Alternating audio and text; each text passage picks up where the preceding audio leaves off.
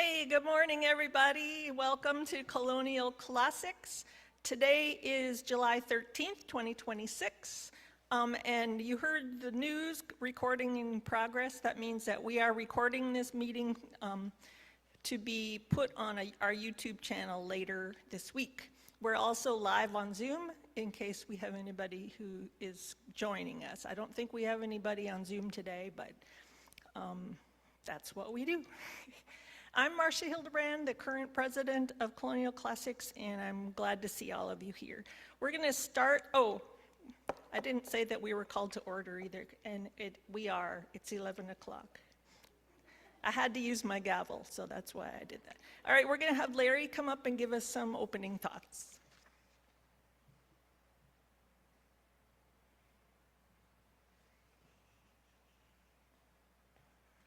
Good morning, everybody. Today's topic to start is, it's strange. It's strange how $20 seems like such a large amount when you donate it to church, but such a small amount when you go shopping. It's strange how everyone wants front row tickets to concerts, but they want to sit in the last row at church. Well, I better get out of here. That's getting me in trouble. Let's try another one. So, you think God can't use you? The next time you feel like God can't use you, just remember, Noah was a drunk.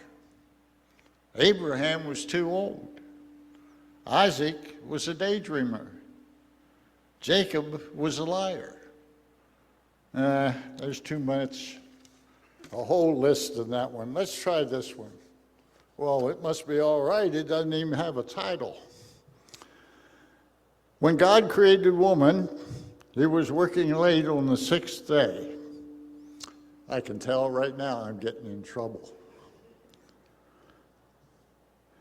An angel came by and asked, "Why spend so much time on her?" The Lord answered, "Have you seen all the specifications I have to meet to shape her? She must function in all kinds of situations. She must be able to embrace several kids at the same time. She must have a hug that can heal anything from a bruised knee to a broken heart. She must do all this with only two hands. She cures herself when sick and can work all hours of the day." The angel was impressed. Just two hands? Impossible. And this is the standard model? The angel came closer and touched the woman. "But you have made her so soft, Lord." "She is soft," said the Lord, "but I have made her strong. You can't imagine what she can endure and overcome." "Can't she think?" the angel asked. The Lord answered, "Not only can she think, she can reason and negotiate." The angel touched her cheeks. "Lord, it seems the creation is leaking. You have put too many burdens on her." "She is not leaking. It is a tear." The Lord corrected the angel. Excuse me. "What's it for?" asked the angel. The Lord said, "Tears are her way of experiencing her grief, her doubts, her love, her loneliness, her suffering, and her pride." This made a big impression on the angel.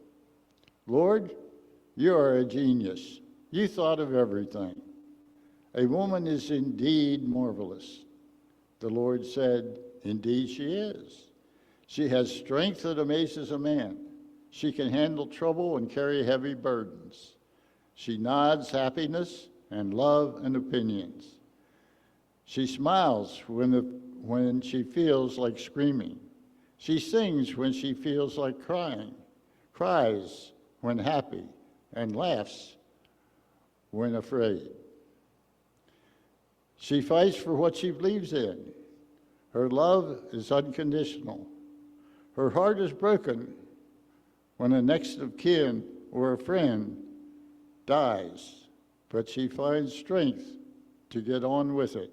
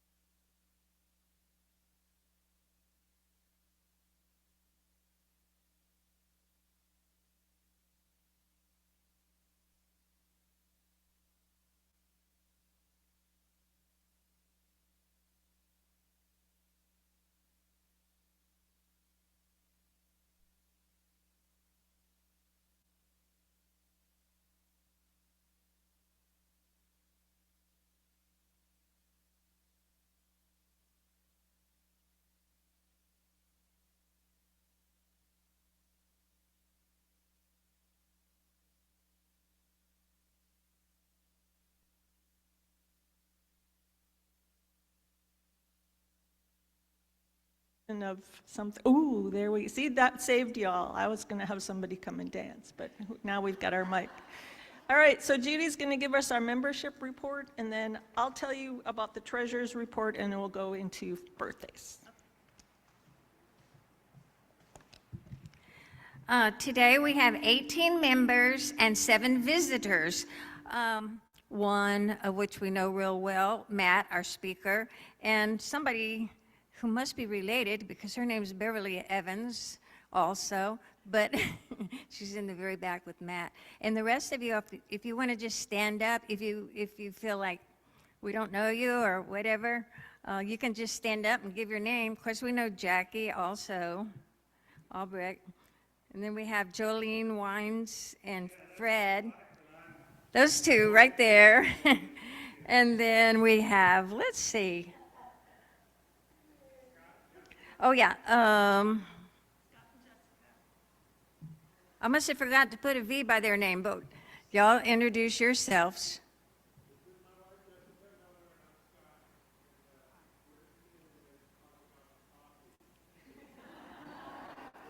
You must, are you Scott and Jessica Miller? All right. I believe, did I cover everybody that's a visitor? Thank you.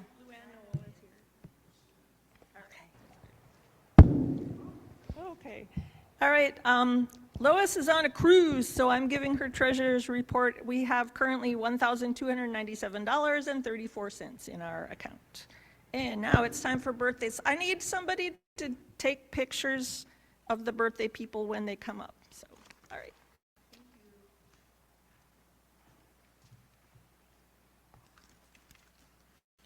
Hi, everybody. How are you? Good. Okay. Well, we have a few July birthdays here.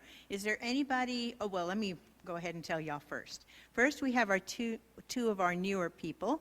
We have Jolene Weens on July 5th. Come on up. And Fred Weens on July 2nd. And I think they're related. Okay. And here's for you, and here's for you. Okay. We're here because we were threatened if we didn't show up. Okay. No, that's good. Okay. Are we to stay up here? Yes. And we have Cynthia Duvall, and she's not here today. She's July 22nd. And we have David Ayre, who is with Bonnie at the moment, and he's July the 7th.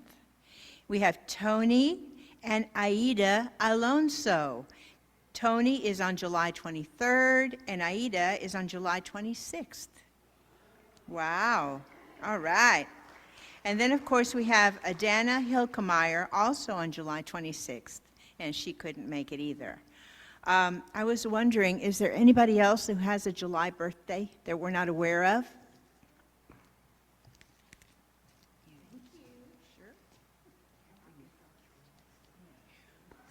Okay, are we ready?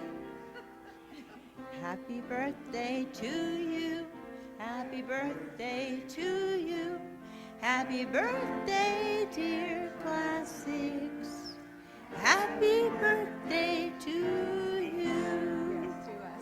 Yay. All right. Congratulations.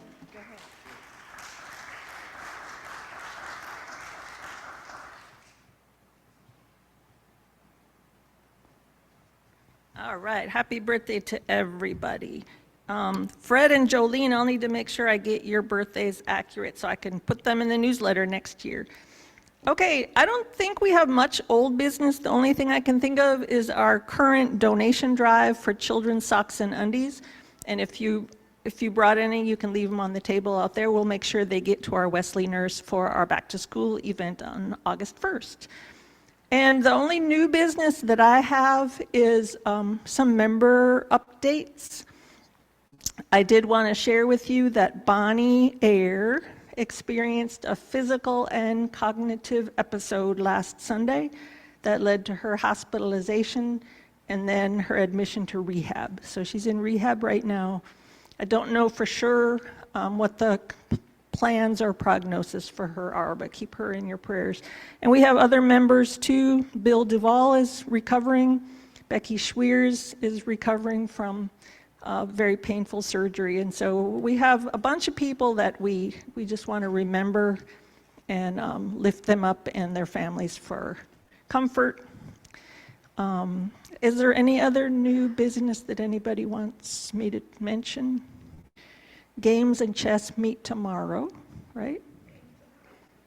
Oh, that was, the first Monday was last. Oh, so you're going to play tonight and tomorrow for games. Okay, sounds good. All right, well, it's time to get on to what we came for. And I'd like to invite our friend, Matt Evans, to come up and tell us what he's been up to, what his future plans are, and educate us all a little bit about some of this coffee roasting business. So Matt, it's all yours. Well, thank you for having me. Thank you all for having me here. I've been to Classics a number of times, always doing something different, and so y'all must wonder, what is it that I actually do? And that's a good question. My mom is here. She's visiting this weekend, and she often sometimes still asks that question. So what are you doing now?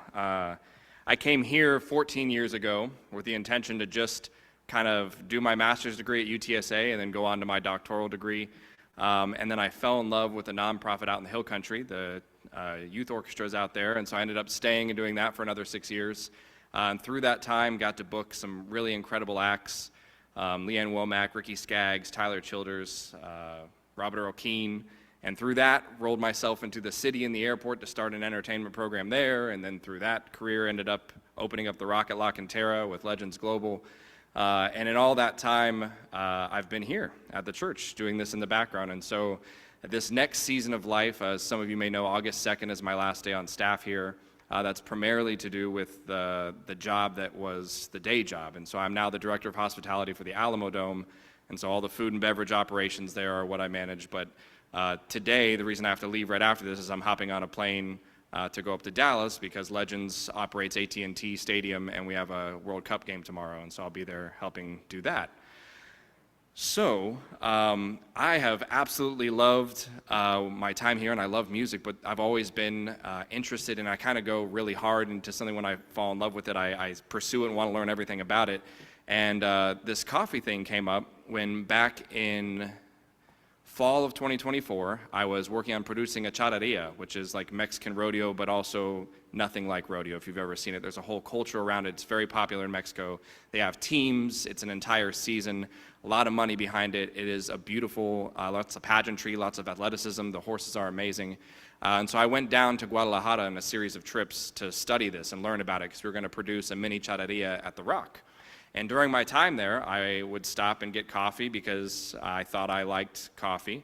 I really liked what I know now as a milkshake. I would take lots of sugar and cream and put that into a thing called coffee, and it would stimulate me in a way that, soda stimulates, but it wasn't really coffee. I wasn't really drinking coffee. And so I was down there, and I met in a cafe called Cafe Tetelan, this gentleman named Brian Sanchez, and I stopped there one morning, and I just kept going. I'd heard about this cafe. Hey, you need to check it out. And so I kind of got, man, this coffee is amazing. And every morning he would make me something a little bit different.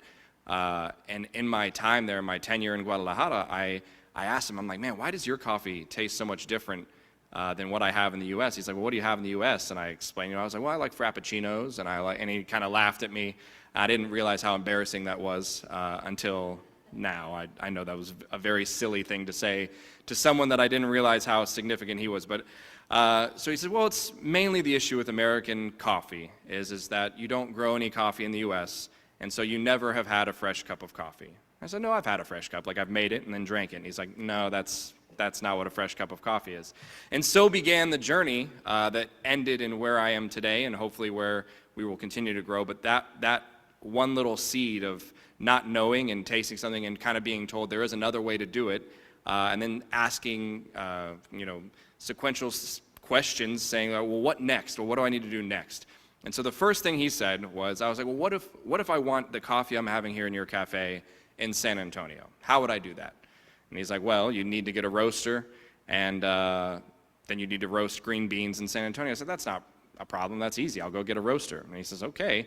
And so one of my partners that I had met during my time at the Rock and we went roaster shopping, and we found a couple on Facebook Marketplace, and we came back to Brian and we said, hey, we found some. We want these. And again, he laughed at us. And he says, no, come back when you're serious, when you're really serious about this. And we said, well, what does it mean to be serious about roasting coffee? And it's about like a new Toyota Camry is what it means to be serious about it. And so we're like, oh, that's way different. But this conversation about being serious and sort of our association with, being there for a charreria and being around charros and having these conversations in that context is where the name comes from. Fierro means iron in Spanish, but it's also a saying in northern Mexico that means put some iron in it and be serious about it. And so over time, as we had more and more of these conversations, I was told to, Fierro hombre, and I was like, are we fighting now? Is this something that I should be upset about? And he says, no, I'm just telling you to be serious. Like, how long are you going to come down here and ask me every single time you come down here about how to do this in the U.S.? I've told you how to do it. When are you going to be serious about it? I like, fair enough. All right, so we'll be serious about it. I'm incredibly manipulatable. All you have to do is tell me I won't, and I will. It's a lot of people close to me have learned that. Just tell me I won't, tell me I can't, and it's very stubborn. I'll figure it out from here. So I'm going to talk to you a little bit about what I've learned in this journey about coffee, some things that I just had no idea were out there in the world, and that there's this whole subculture of coffee enthusiasts. They're very aware with it. So if you are a coffee enthusiast, this is going to be maybe the first part of this a little bit old news to you. But for the casual drinker like I was, this was a revelation. I had no idea where it came from. I had no idea what it was I was actually drinking. And so hopefully some of that is illumined to you today, and you can go and share this over dinner or over your next cup of coffee. I think one of the things that is most special about coffee to me, and it's most special about hospitality in general, is that's something that it goes two ways. Sure, we can drink coffee every morning and just enjoy the little pickup that it gives us. But when I really, really enjoy coffee is when I get to share it with somebody or share it with some buddies. It's this act of setting aside time in the morning that's sacred, or setting aside time in the evening where you get to share a cup with one another. And it's not really expressly for a point of achieving anything, but it's just about being in communion with one another. And that's what I find so lovely about it. So, let's see if this thing works. Now I know Dan's struggle.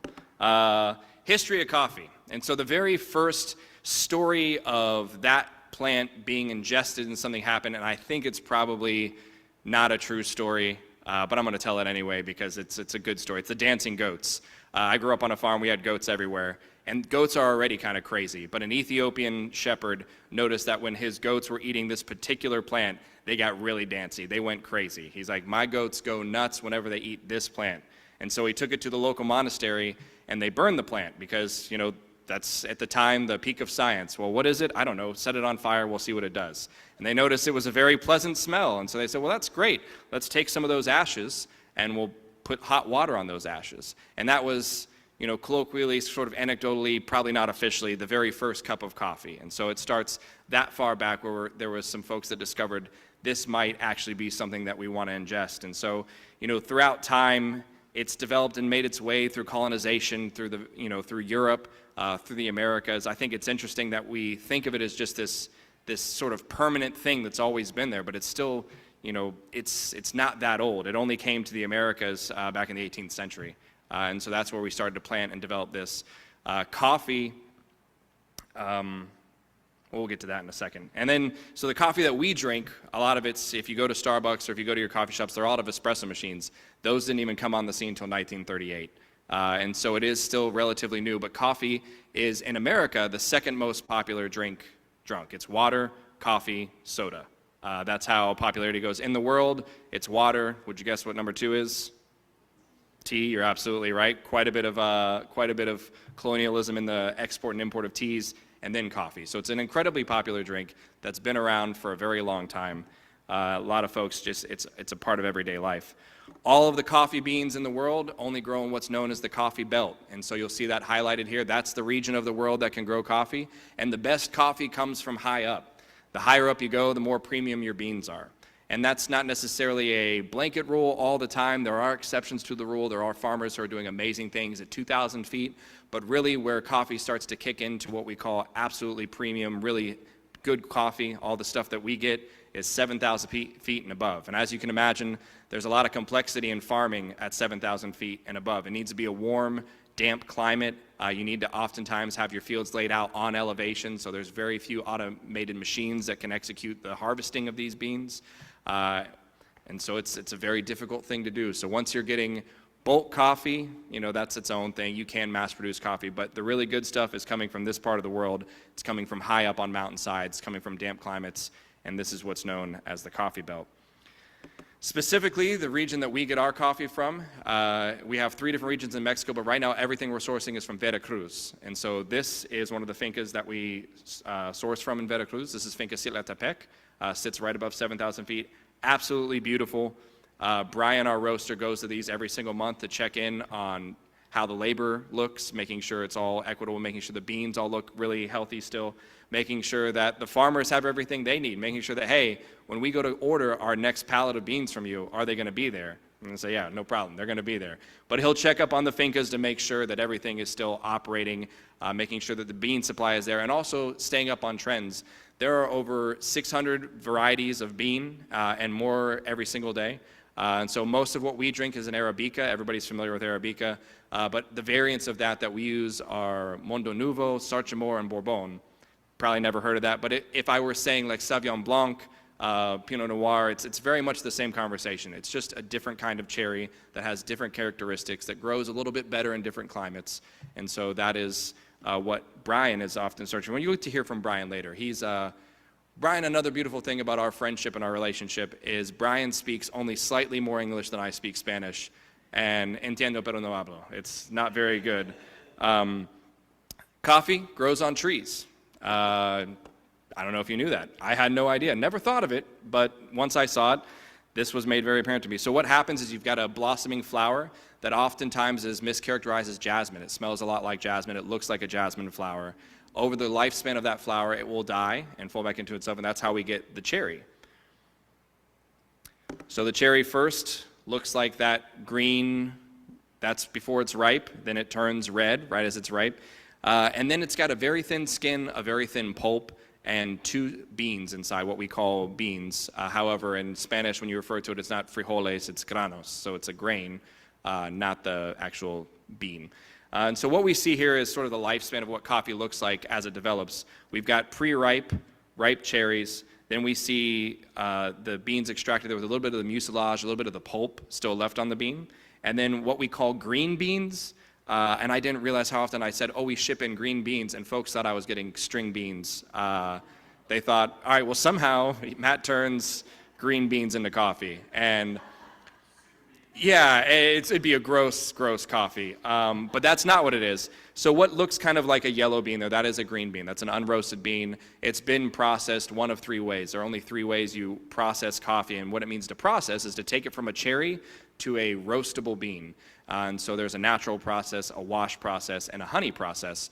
Again, without knowing this, the uninitiated, I was surprised to find out the honey process has no honey involved in it whatsoever.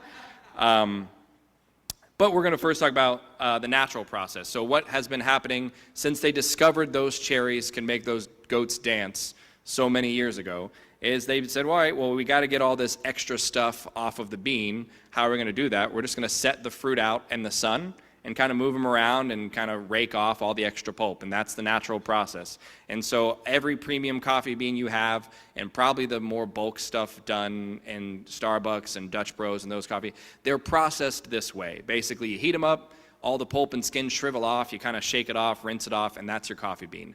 There's not a lot of magic in that. It's a fairly simple process. If you're doing it on the farms, it's a very cheap process. There's no water involved, really. There's no electricity. It's just the sun. It takes care of that, and what you get is probably the bean in its purest state. And so most of the coffee we've had and enjoyed is a natural process or some sort of hybrid of a natural, where we're just getting rid of all that extra stuff as fast as we can. The next process that we have is a washed process, and what that means is basically you saturate all that extra fruit. You soak it in there, there's some level of fermentation that gets involved, and what happens there is all of the sugar from the surrounding pulp and skin starts to leach into the bean itself. It starts to find its way in there. And so when you get your beans that taste a little more fruity, a little more winey, perhaps they have some complexity in the flavor that opens up, anything that leaves the chocolate nutty flavor but starts getting us to floral and fruity flavors is typically done with a wash process.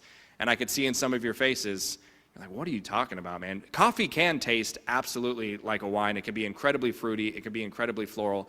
I had no idea that was the case until I started drinking this. But now I'm ruined forever, and we had 2 events this weekend, so I'm not going to ruin you this week.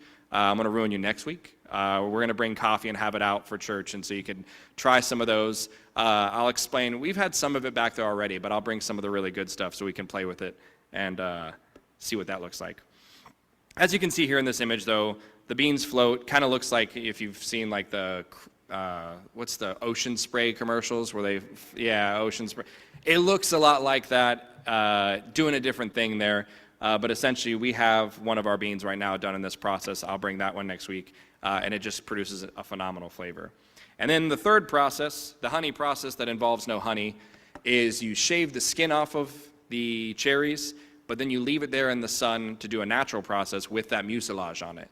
And so it produces really rich, savory flavors in your coffee. And so that's where that comes from. And so you can take the same bean and basically get wildly different characteristics 3 different ways on how you process it. And that's not even before you start to roast it. And then you still have to, after it's roasted, take it and put it in your cup somehow. And so we'll talk a little bit about what that process looks like getting all the way to that end. But once it's gone through one of these 3 processes, we have what's left is what we call a green bean, but not your string green beans, as you now know. And then that is shipped up from, again, all of our producers are in either Veracruz, Chiapas, Oaxaca, in that area right now, all Veracruz, shipped up across the border. And our lovely, Customs and Border Patrol oftentimes go through my shipments pretty extensively. For whatever reason, I don't know. But they do tear it apart. I can often tell that it's been gone through because, coffee, there's a mired history with what gets shipped with coffee. But, so far I've never found anything extra in my coffee shipments. It's all just coffee. And that comes from working with people Again, we work with Carlos Cadena, Javier Valdez. All those folks are the growers that we're familiar with. So we know when they box it up and it comes to us, unless somebody grabbed it along the way, it's just our coffee exactly as we wanted it. And so let's see here. Oh, this is Brian. He's going to talk to you a little bit about, I think we're going to turn on some audio here. He did a fantastic job trying to explain a little bit where he comes from, but I think some of the imagery you'll see here. is our roaster, and so I want you to take a look at that, and I'll talk to it a little bit afterwards. I'm Brian Jair Sanchez.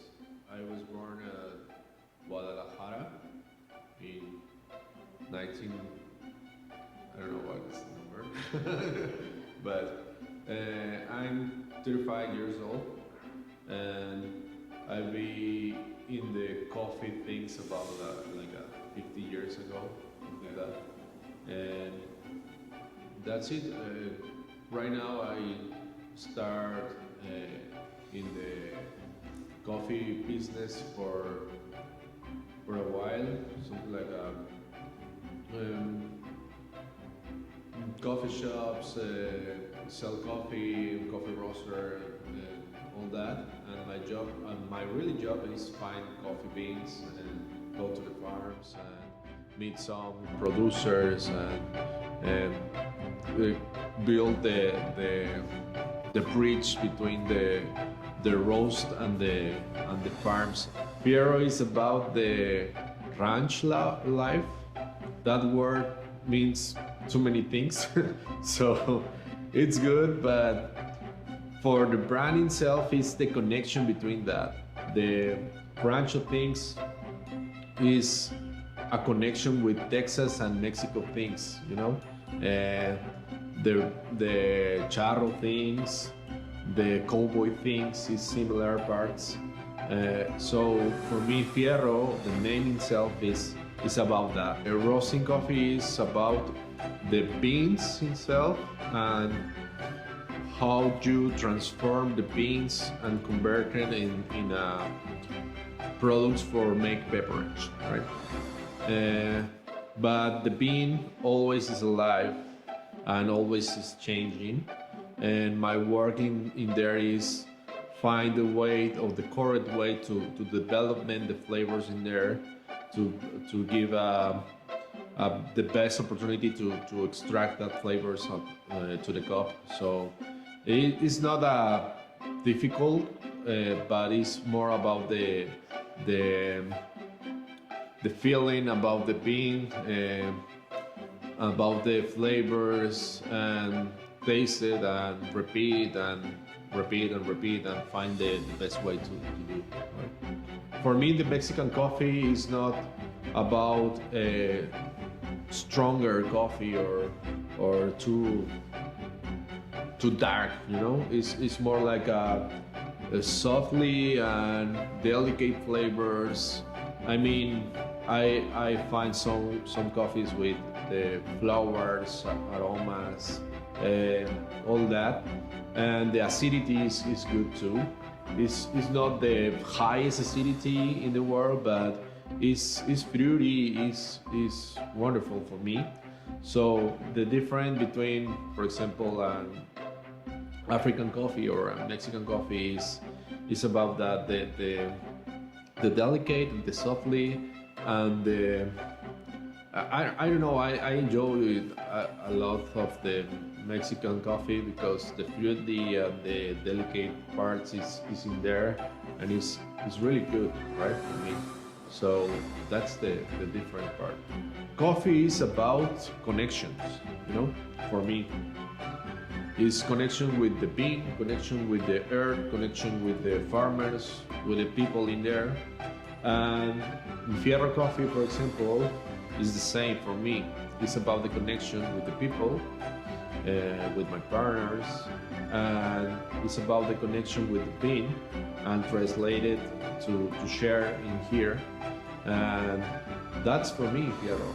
It's a big window to share to the world the coffee that I love, and that's it.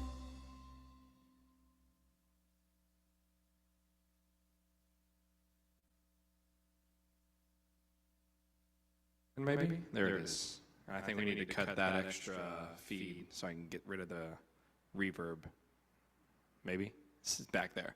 All right, so I'm going to talk to you about some of the things you saw in that feed. So we saw the roaster. When you roast beans, there's 3 different processes that you need to take it from the green bean to what the roasted bean that we know that we make in the coffee cup. So it drops in that hopper, and you get it up to 200 degrees, and you hold it for a certain amount of time. That's part of the recipe. Then it goes down into this undulating barrel that moves things along and keeps the beans moving. That, again, has to be brought down and then back up to 200 degrees. And then it's separated out into what we commonly see in the roasters, where it spins around there and cools. And every single escalation to temperature, every single cooling window, all of those are components that are changing the bean. And your variety and how you get the flavor, your windows where that's being changed is roughly between 10 and 30 seconds every single time.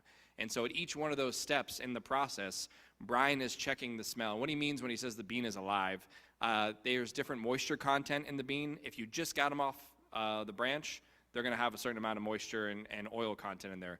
If you have been sitting them in your shop for a while, it's going to look one way. But now you've opened the case, and the case has been opened, and they've been allowed to breathe as you're roasting throughout the day. And so the bean has changed again. So a lot of folks, again, the American practice of when we import beans, we want to create data sets where we can say, well, on this bean, I take it to 200 degrees for 12 seconds. I drop it at a rate of 60%. I bring it back to 200 degrees for 26 seconds. I bring it down and I cool it for 45 seconds before I drop it into the bin. I let it sit for 72 hours. That's my recipe. And that's a very American way to do it. We said it's very precise. This is going to give me that bean every single time. And Brian, again, laughs at us when I asked him for his recipe so I could emulate it. And he says, you can't emulate what I do. He says, you could learn.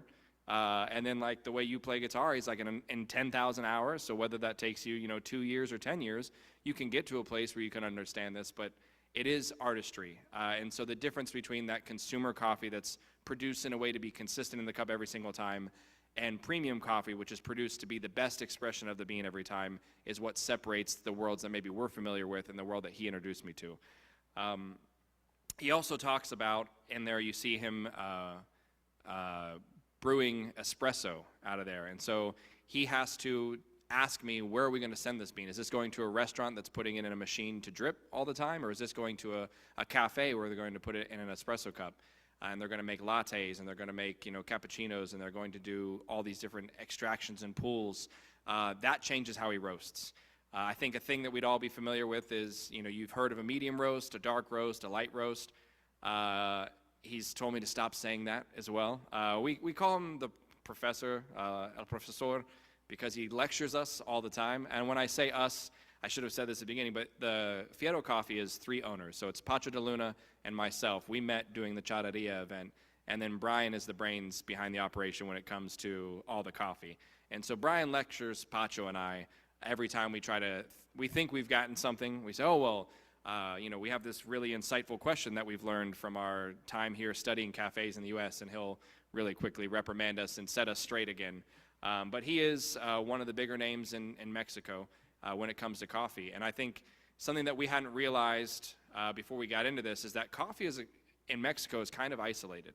One of the things that we're all very aware with in the news is tariffs and how that impacts different industries. Mexico, for decades, has tariffed every other coffee industry in the world and not allowed any coffee to come in.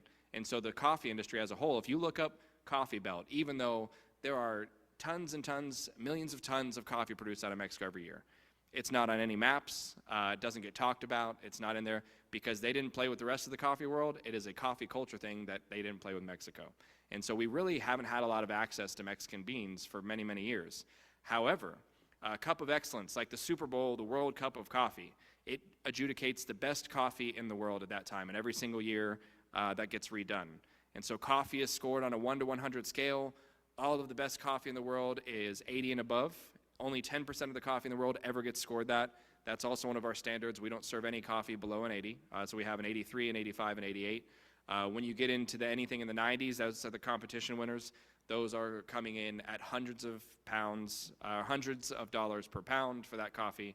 It's very, very special.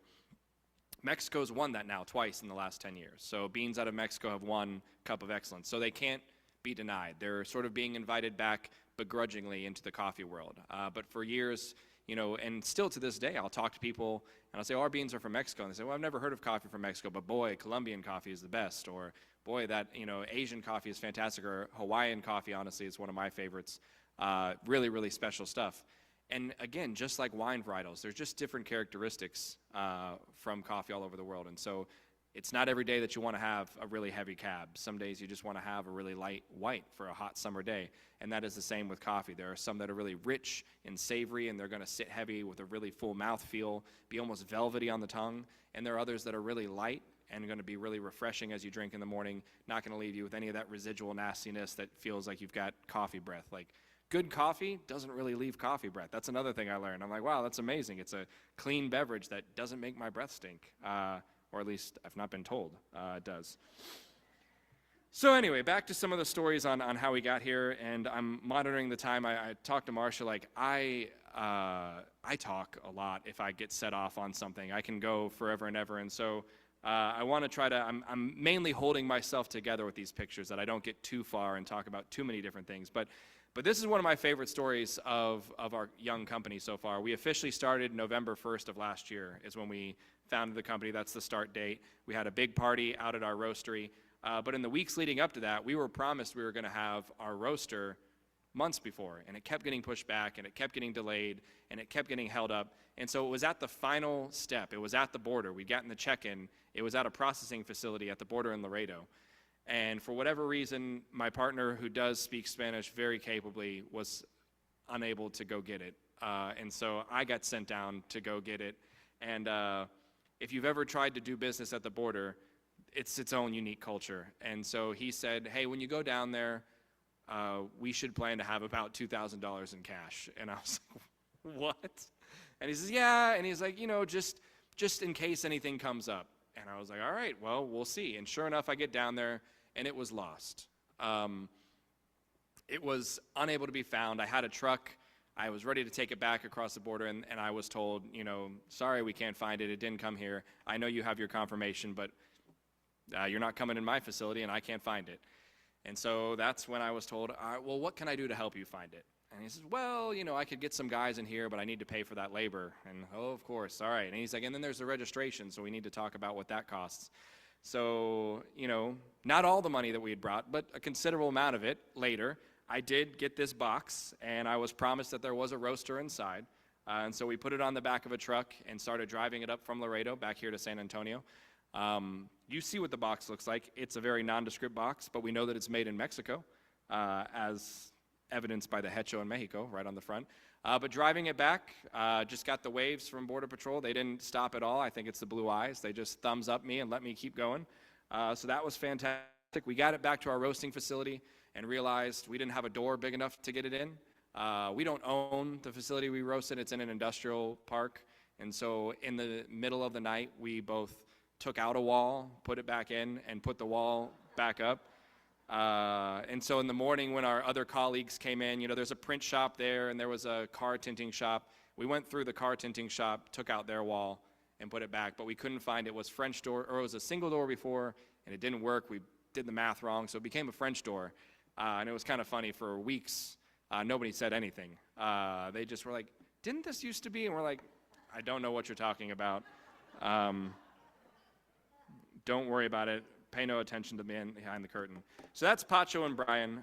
They're working on an espresso machine there. We're kind of dialing in our recipes and understanding. That's a La Marzocco. It's probably the espresso machine in the world. It's made in Italy. They're all handmade. The process by which you're making espresso is its consistency in the machine. It is pressure. It's water temperature, water quality. And so all of that takes really a lot of time refining and dialing that in. But for the most part, if you go to a coffee shop and you see that they're using a La Marzocco, it's not a substitute for quality. It's not a substitute to tell you that, these guys really know what they're doing. But if they've spent the money that you need to spend to get one of those, you can probably tell you're in a place that takes coffee quite serious. And so that's one of those tells. When you walk into a cafe and you see La Marzocco, you'll know, all right, these guys or gals are really quite serious about what they do there. When you're making coffee at home, one of the things that I learned is that you need to spend just as much of your resources on how you grind that coffee as how you're brewing that coffee. Coffee as a bean, one of the most beautiful things about coffee is after it's roasted, even if it's the best coffee in the world, it only has 6 to 8 weeks where it's considered good anymore. The oil is the magic in a bean. And so once it's roasted, you've got 6 to 8 weeks where you have a quality product. After that, it's just kind of, it makes your water dirty and gives you a little jitters. Like, that's all it's doing. And so the beautiful metaphor in coffee, the thing that I grew to love, is that with a nice bourbon or with a nice wine or with a car that we want to get one day or a place we want to visit, we can put it off to the future. But the thing we often forget is that we're the expendable part. We don't last. And really good coffee demands that you enjoy it right now. Like, it's like, I'm not going to be good in another 6 weeks. You have to enjoy me every single day. So when you buy that cup, it's this little nod to sort of the impermanence of the church militant. It's like, we're not going to be here forever. We're only here for a little bit of time. You might as well enjoy some good coffee while you're here. And coffee demands that. It doesn't let you hold on to it. I gifted some really good coffee to a person that I had visited in Dallas, and I came back and I saw the bag on their shelf. They're like, I'm saving it for a special occasion. I said, oh no, it's ruined. It's not good anymore. If you wait, it's not premium. It's not going to have all the complexity of flavor. The oil, again, in those beans is the magic, and after you roast it, that oil starts to seep out of the bean. It starts to leave it.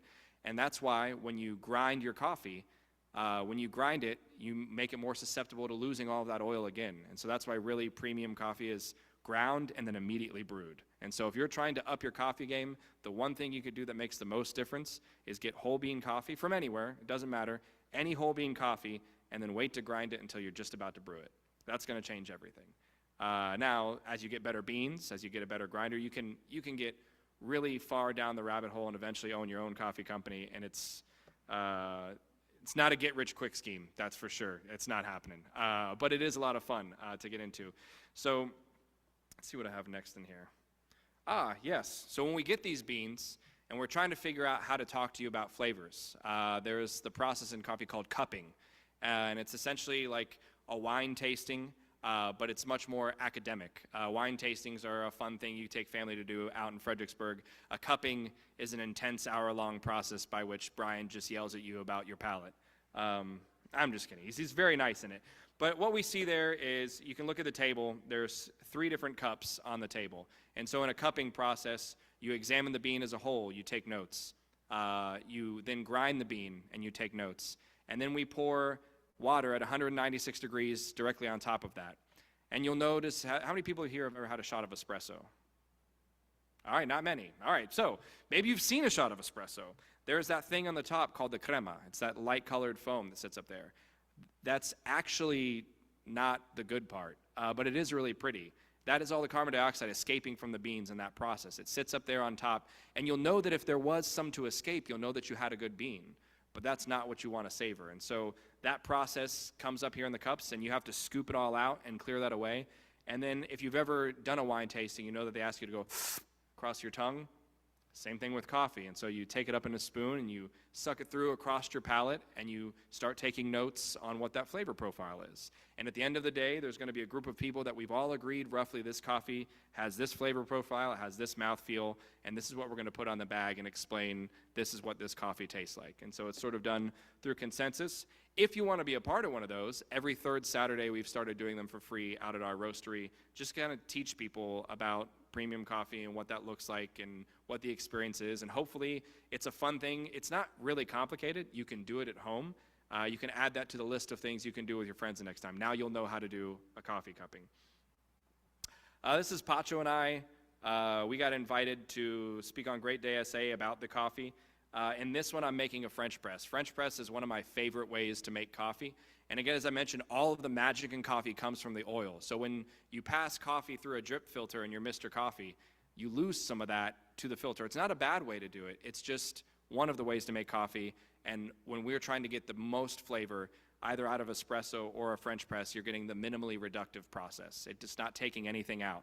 And so what happens in a French press is you put coarse ground beans in the bottom, you pour hot water on top of it. I like mine at 194 degrees. You let it sit for 4 minutes, and then you push down that plunger, and it's going to extract all of the sediment out and just give you coffee. It's very, very simple to do. That stainless steel one there is on Amazon for like $30. The little glass ones that everybody has, I think those are like between $12 and $20, and it's just one of the best, richest cups of coffee you can have. If you monitor that, it's just a kettle. Again, not super hot water, 194, 196, 4 minutes, and it's a delicious cup of coffee, incredibly aromatic. So we went and did a brief presentation on what that looks like on Great Day SA. Hey, I was wearing the same shirt back then. Imagine that. We just did a coffee festival on Saturday. If you've never been to a coffee festival, if you love those, they basically open up a fairground, and you get to try a ton of coffees, and there are a lot of people walking around like this because all day long they've been sampling coffees, and they're just buzzing on all the caffeine they've had. But one of the things that I made sure to invite Brian to, we hadn't been able to get him here. He comes every other week to roast in our facility. He flies up from Guadalajara. We're working on getting him moved here. He's got a little girl, absolutely beautiful little girl, Emma. And when there was that most recent outbreak of violence in Guadalajara, he said, I don't think this is where she's going to grow up. And so really trying to sell him on San Antonio. And so there's a little bit of duality in our motive for building this coffee company, is that, this is something that would eventually give them a reason to come out and get to live here in San Antonio with us. But one of the neat things about it is, like, we could love the coffee. We could tell Brian it's great. We can promise to him that, hey, people here like it. But until he saw it, he was truly humbled, because in Mexico, he's just another adjudicator. He, often people disagree with his opinion, but he's like, yeah, but I'm the judge. So, it is what it is. He's worked in his career enough to get there. But to come to the U.S., he really didn't think there was going to be a consumer market for coffee like this. He says, all you Americans, you drink milkshakes, you like it really sugary, you're not going to like this coffee, I promise. Like, you can try, but it's mainly just for you and Pacho, Matt. Nobody's going to like it. And so the very first coffee fest we invited him to, we had the longest line around the building after people started talking about it. It wrapped around the whole fairground, and I got to show that to him, and it sort of was this switch in his mind to realize that this was actually possible, and that folks here, if they were just illumined to what that could be, they want it. And it is, a cleaner coffee, a coffee that's a little more robust and complicated in its flavors. It's something that folks will enjoy. Let's see what else. This is one of our open events. That's Brian doing a roasting demonstration. If you come, again, on one of those third Saturdays, typically we start around 10 a.m. and run till 12. We roast, and you can be a part of that, see what the process looks like. As with anything, the more you know about it, the more you see it, sort of the more in love you follow the product. I think I enjoy coffee now more than I ever have, because I know how much work goes into making it happen. It's one of the things when I worked for, 4 or 5 lives ago, I was representing artists and helping curate different selections around town. I said, as great as your art is, nobody really cares. Nobody will ever care until you make them love you, and then they're going to love your art. And that's sort of one of the same things that I think about. There are so many coffee shops, there are so many different places to eat, but if you know somebody there, if you know the work that went into it, if you know how important that is, it means a little bit more to you. And then you, in turn, just because I've spoken to you today, now without ever having a cup of Fiero coffee, you are in turn ambassadors. You'll be like, well, I know about this, and let me tell you about, actually, did you know it's a cherry? Did you know there are 3 processes? Do you know? So unofficially, and maybe unknowingly, you've become ambassadors for Fiero coffee. Saturday, we went out and did another festival. We served 600 cups of coffee. Coffee is community. This was, just the other day, we got rained on. And there are people still sitting out there making sure that they could get their cups. And it really is, again, just a testament to the community that coffee inspires in folks. It's something that we've done as a species for thousands of years, and it's something we're going to keep doing.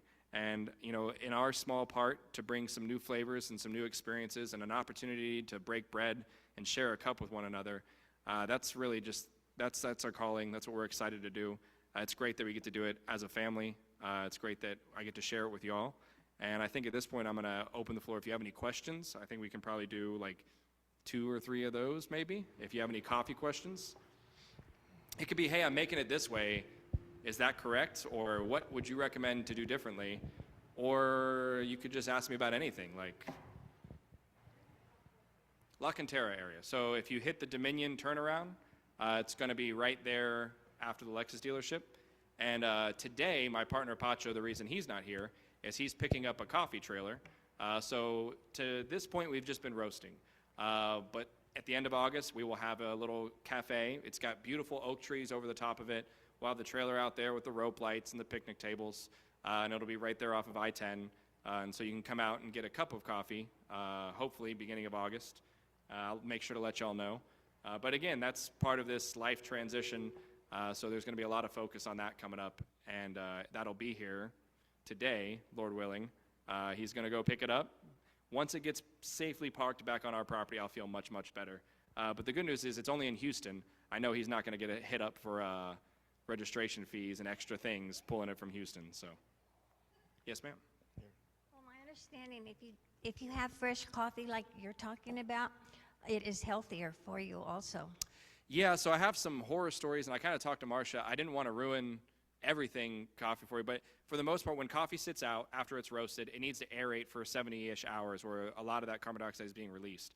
In that time, in a lot of facilities, there was a study done, I think back in 2012, about the content of rodent fecal matter and insect particulates that end up in coffee. And it's everywhere. It wasn't just like a little bit, it was all over the place.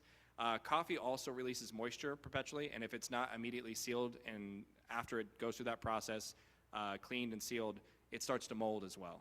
And so you'll hear about people who have reactions to coffee, and oftentimes that's because it's moldy coffee full of insect particulates. So not to scare you off of any big box coffees, but for the most part, everything you buy on a shelf was produced in mass. It sat there for much longer than 6 to 8 weeks, and there's no guarantee that it's clean. There are some that are great, and they've gone a long way to make sure that it stays clean, but during that natural process where it sits out, where it breathes back in the facility, there's just too many spaces for error and for other things to get in it. And so we actually white label, which is where you put somebody else's brand on your coffee, for a health club in Central Florida, a very premier health club. They want to make sure that we track photos of the beans and all the process, and they really just they had, I guess their owner got sick off moldy coffee. And so we said, well, here's pictures of how we roasted it, here's us, bagging it with your batch, and here's us sending it. And so we do that every time, and they pay a premium for, non-moldy coffee. So great question. Yes, Scott?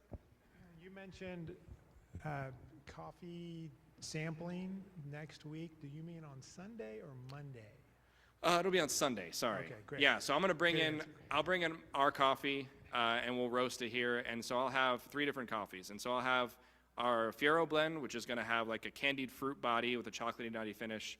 I'm going to bring in our Huehue Tapan, which, man, these words, I'm getting so good at saying them, but it was difficult at first. That one is a wash process, and the bean itself smells like a chocolate-covered blueberry. It has a very winey feel, like really rich texture. Every time we get that bean in-house, it sells out almost immediately, and so we're working on expanding that. And then I'm also going to have a Café de Olla, which is what I've had in the back before. Café de Olla is less of what I'd call a premium bean, but it is our premium take on a Mexican tradition of coffee. Typically, with Café de Olla, you take bad coffee, you dump in a bunch of sugar and brown and cinnamon, and it tastes delicious, because what doesn't taste delicious with sugar and cinnamon? Ours, we've reduced that ratio way, way, way, way, way down. So a cup still only has like 25, 30 calories, but it does still have that characteristic of Mexican Café de Olla. We do grind actual cinnamon into it, and we sprinkle a little bit of sugar in there so it acts as a binding and coagulant for the coffee. And that's what's being brewed. I think most Sundays Lois has been doing some of that. It's incredibly aromatic, really sweet, but still allows the coffee to shine, because you don't want to take a nice bean like that and then cover it up with sugar.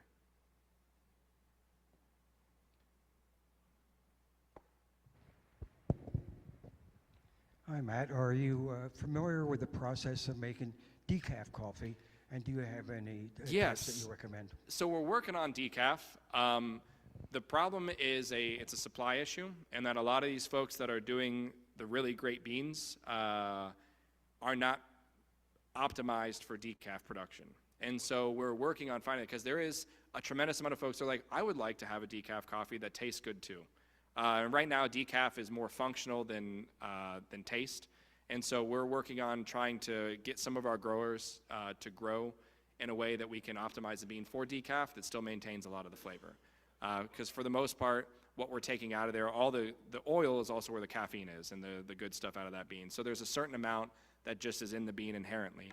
But we're working on extracting that while retaining some of the flavor. And so hopefully, right now I'm trying to get the trailer here. Then after that, we're going to crack. There are some companies that are doing a really good job with it. They figured it out, and so we're going to try to do our own version of that.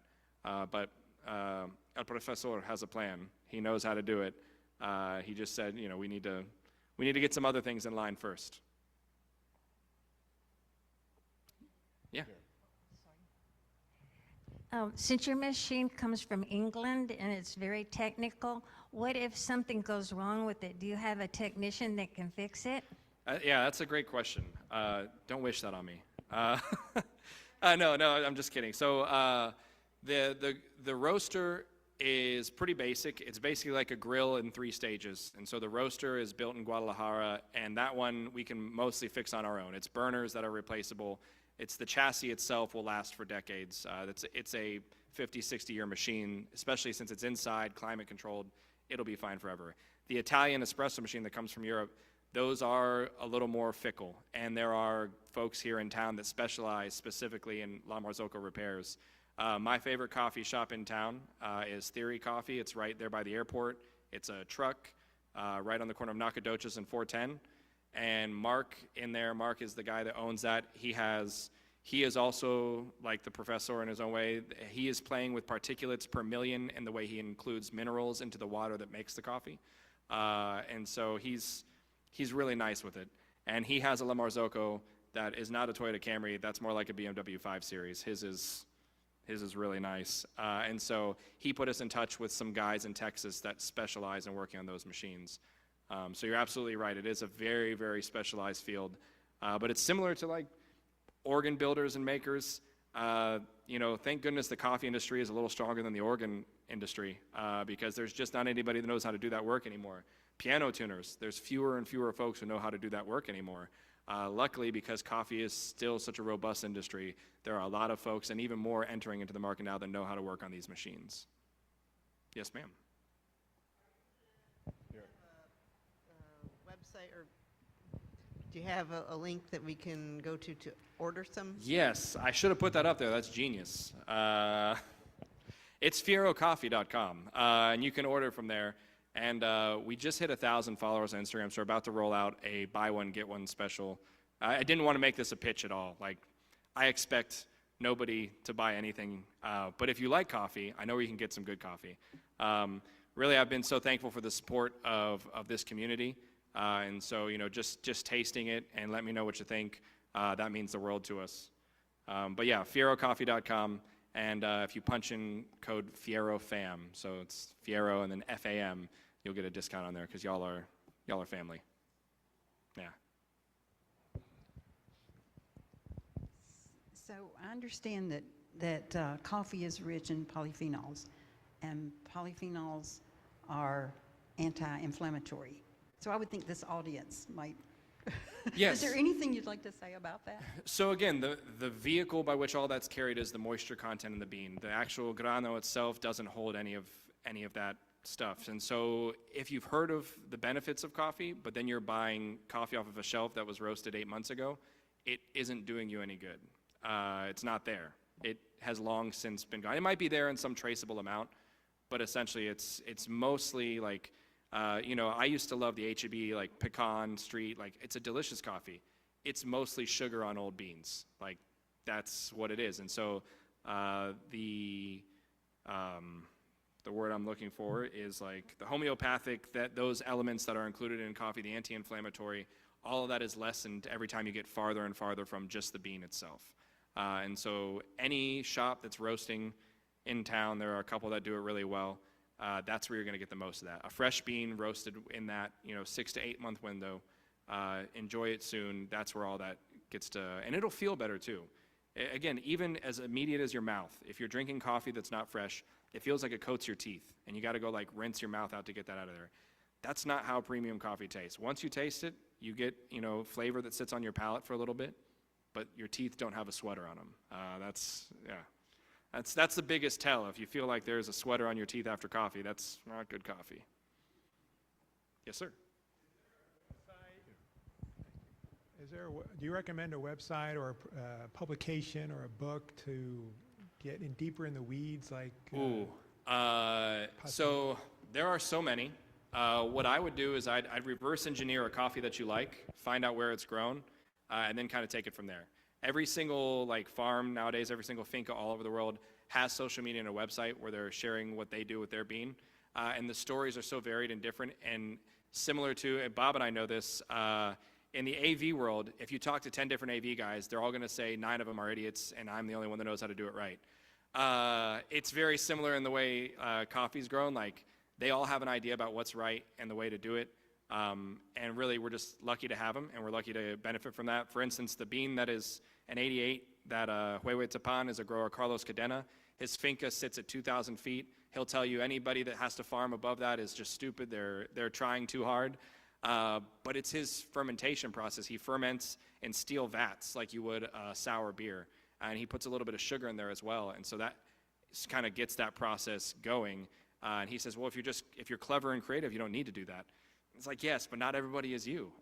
So I would say find coffee that you like, find out where that's grown, and then kind of go down the rabbit hole from there. That being said, if you're on any kind of social media, just the fact that we had this conversation, I promise I've poisoned your algorithm by being in the room. You're going to see more coffee stuff now. All right. Well, again, thank you all so much for doing this. First time I've been with y'all that I don't have a guitar in my hands, so it felt a little weird. I had to keep touching this or playing with my ring. But again, thank you so much. And August 2nd is not a goodbye. That's just officially there'll be somebody else up here with that job after that. Still going to be in the church, still love this community. I just might be a little more aggressive at pitching my coffee to you at that point. Yeah.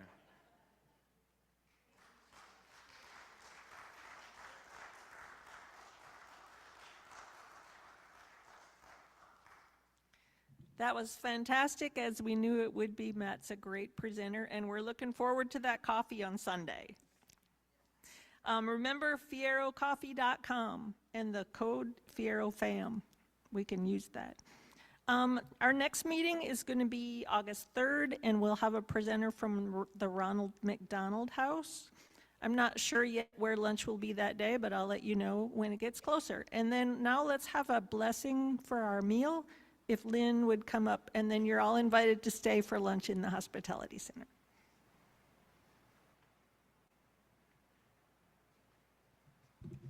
Let us pray. Heavenly Father, thank you once again for bringing us together. Thank you for this wonderful program. We ask blessings on Matt and his endeavors, and we're thankful that he's going to continue to be a part of our family. Thank you for your love for each of us, for your guidance and your direction. Thank you that we're fortunate to live in a community that is free, that is celebrating this month the anniversary of 250 years. We pray your blessings to continue, guide us in all that we do, and thank you for not only the opportunity to be here as friends and Christians, but to enjoy the bounty of a lunch together and to continue to socialize as we thank you for all our blessings. In the name we pray, amen. Thank you, and this meeting is adjourned. Enjoy your lunch.